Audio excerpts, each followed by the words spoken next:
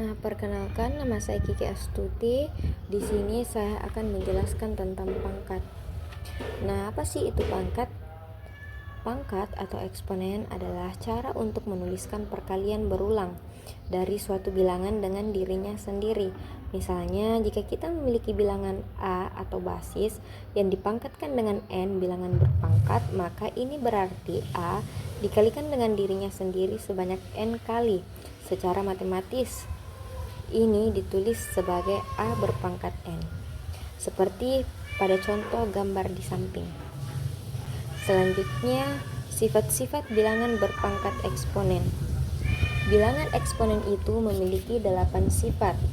Yang pertama, perkalian di mana A berpangkat M dikali A berpangkat N sama dengan A berpangkat M ditambah N. Jadi sifat perkalian ini jika bilangan basisnya sama, maka pangkatnya ditambah. Begitu juga sebaliknya dengan pembagian di mana A berpangkat M dibagi A berpangkat N sama dengan A berpangkat M dikurang N. Cuman bedanya itu di pembagian pangkatnya dikurang jika basisnya sama. Kemudian A berpangkat M dalam kurung berpangkat N.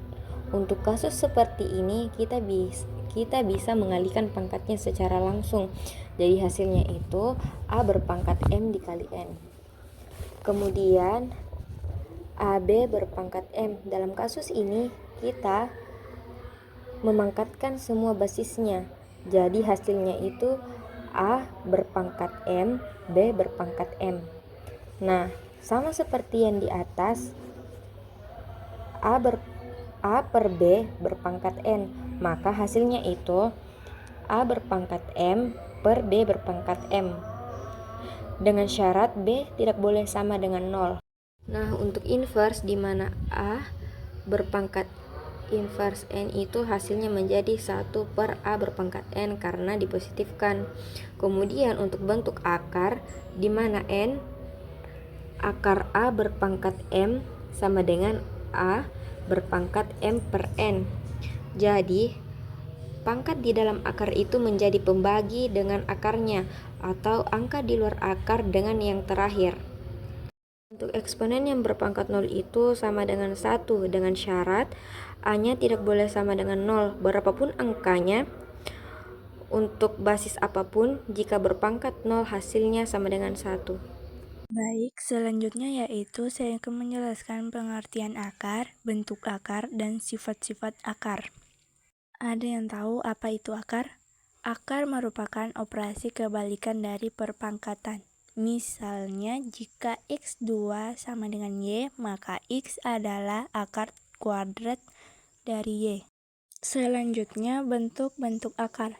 Yang pertama, bentuk akar dasar.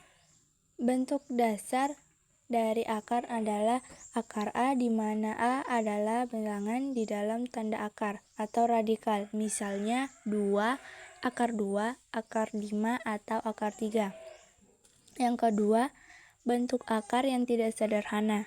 Kadang-kadang bentuk akar bisa ditulis dengan bilangan yang lebih besar di dalam tanda akar, misalnya akar 50 atau akar 72. Yang ketiga, bentuk akar tak rasional. Beberapa akar tidak dapat disederhanakan menjadi bilangan bulat atau pecahan dan tetap dalam bentuk akar, seperti akar 2, akar 3, akar 7, dan lain-lain. Ini disebut akar tak rasional karena nilainya tidak dapat diekspresikan sebagai pecahan sederhana. Sifat-sifat akar. Akar dari bilangan negatif. Untuk akar kuadrat dan pangkat genap. Untuk akar kuadrat dan pangkat genap dari bilangan negatif tidak ada hasil dalam bilangan real. Hasilnya adalah bilangan imajiner. Misalnya, akar minus 1 sama dengan I, di mana I adalah satuan imajiner. Yang kedua, sifat akar pangkat genap dan ganjil. Untuk akar pangkat genap, hanya ada hasil positif, misalnya akar 4 sama dengan 2. Untuk akar pangkat ganjil ada satu hasil yang sesuai dengan tanda asli, misalnya akar pangkat 3 minus 8 sama dengan minus 2.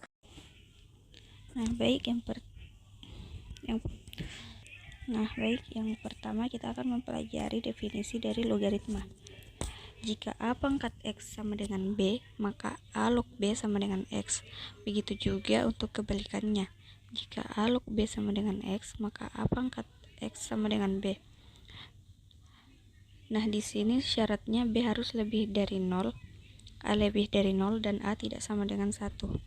A di sini disebut sebagai bilangan pokok atau basis, kemudian B disebut sebagai numerus atau bilangan yang dicari logaritmanya. Kemudian X di sini ada.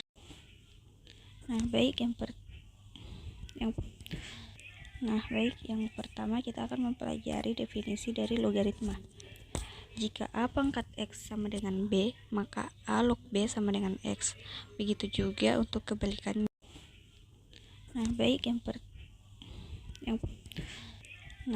Yang pertama kita akan mempelajari definisi dari logaritma. Jika A pangkat X sama dengan B, maka A log B sama dengan X. Begitu juga untuk kebalikannya. Jika A log B sama dengan X, maka A pangkat X sama dengan B. Nah, di sini syaratnya B harus lebih dari 0, A lebih dari 0, dan A tidak sama dengan 1. A di sini disebut sebagai bilangan pokok atau basis. Selanjutnya, kalau ada bentuk 10 pangkat 4 sama dengan 10.000, maka kita bisa menuliskannya A-nya yaitu 10, jadi 10 log 10.000 hasilnya sama dengan 4. Nah, di sini yang perlu diketahui untuk notasi logaritma dengan basis 10, biasanya tidak perlu dituliskan basisnya. Jadi 10 log 10.000, basisnya 10 ini tidak perlu kita tuliskan, jadi cukup log 10.000 sama dengan 4. Seperti itu ya.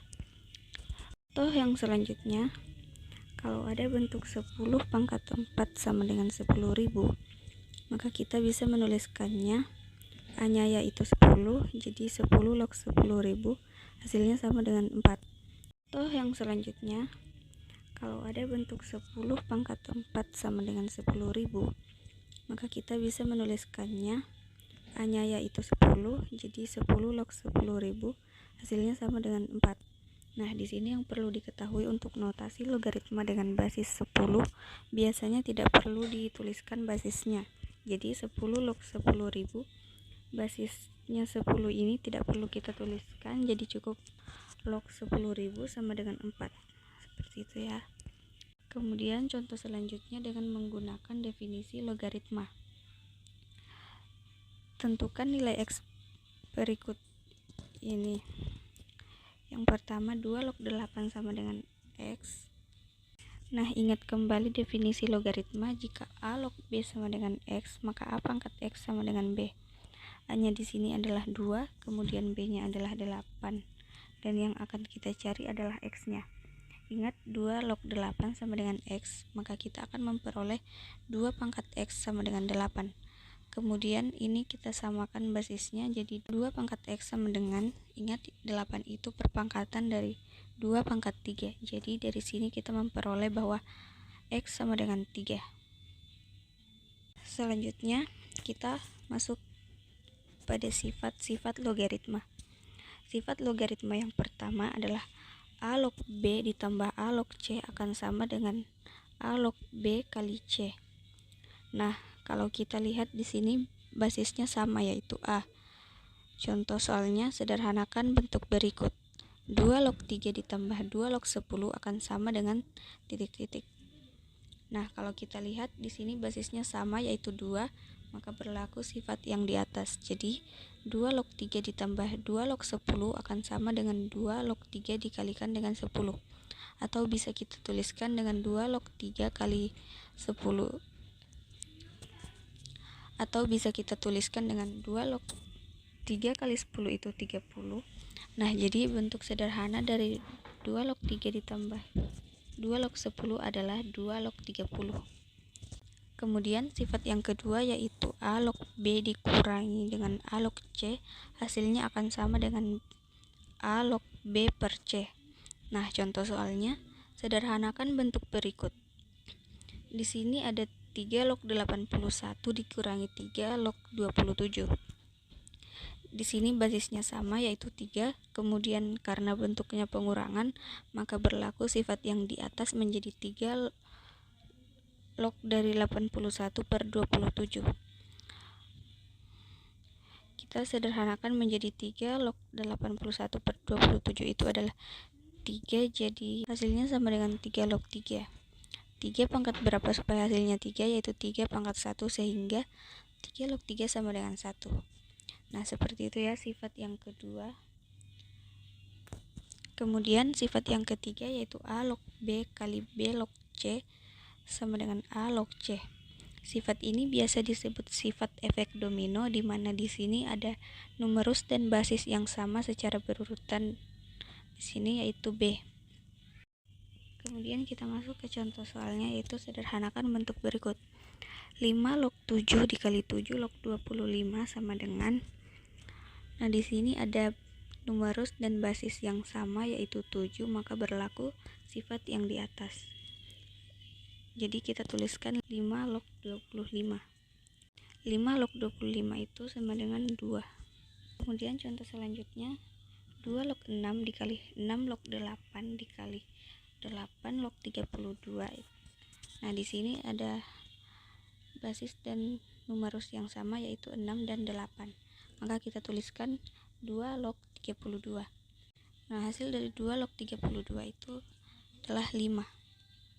Oke, sifat yang keempat, jika ada bentuk A log B pangkat N, maka hasilnya akan sama dengan N kali A log B. Contoh soalnya, tentukan nilai dari 3 log 1 per 27. Untuk penyelesaiannya kita tuliskan dulu soalnya, kemudian ini akan sama dengan 3 log 1 per 27. 27 itu kan merupakan perpangkatan dari 3 pangkat 3. Jadi kita memperoleh 3 log 1 per 3 pangkat 3.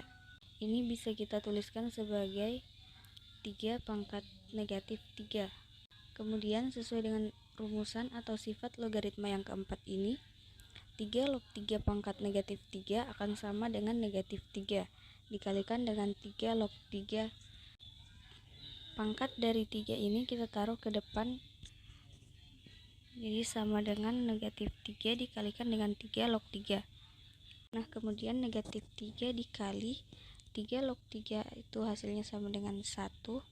Negatif 3 dikali 1. Nah, negatif 3 dikali 1 itu sama dengan negatif 3. Jadi nilai dari 3 log 1 per 27 adalah negatif 3. Nah, selanjutnya sifat yang kelima, jika ada bentuk A pangkat M log B, maka hasilnya akan sama dengan 1 per M kali A log B. Contoh soalnya, tentukan nilai dari akar 4 log 64. Nah, di sini basisnya adalah akar 4, di mana akar 4 ini bisa kita tuliskan 4 pangkat 1/2 log 64. Nah, sama dengan 1 per 2 dikali 4 log 64. 1 per 1/2 ini hasilnya 2, kemudian 4 log 64 itu hasilnya 3, jadi 2 dikali 3. Nah, 2 dikali 3 itu sama dengan 6, jadi akar 4 log 64 itu hasilnya 6.